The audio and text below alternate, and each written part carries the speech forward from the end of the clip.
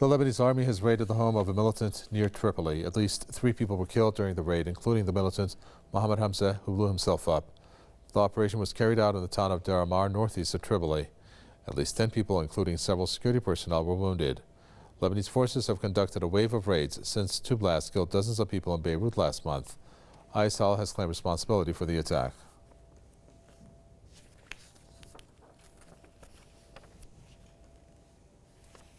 Correspondent Ali Risk joins us from Beirut to tell us more about this. Ali, do we know anything about this militant?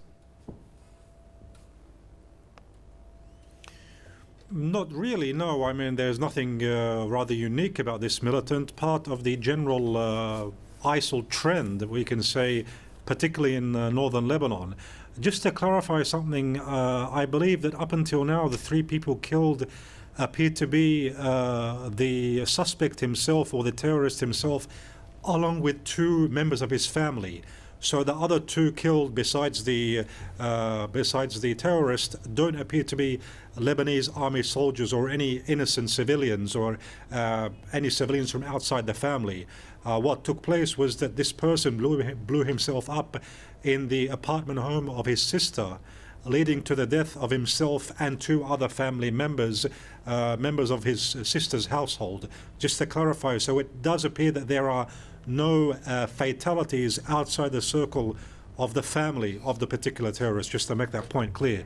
Regarding their identity, as I said, you know, Tripoli is full of these people. Lebanon itself has many extremist citizens, many of those who went and fought in Syria and brought back with them the Takfiri ideology.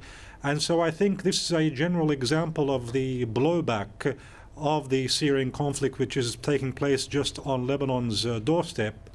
And one would assume that this is going to continue. The arrests and this battle against terrorism in Lebanon is going to continue for some time, particularly if the Syrian crisis continues to prolong. Of course, the more the Syrian crisis continues without a political solution, the more we have, you know, the feeding of terrorism, the more we have the Turkish opening of borders with Syria, the more this Syrian crisis will take long, and the more hence will have the adverse effects on Lebanon, because Lebanon, particularly the northern city of Tripoli, does have its ideological sympathizers with the ISIS ideology and with the Takfiri ideology in general.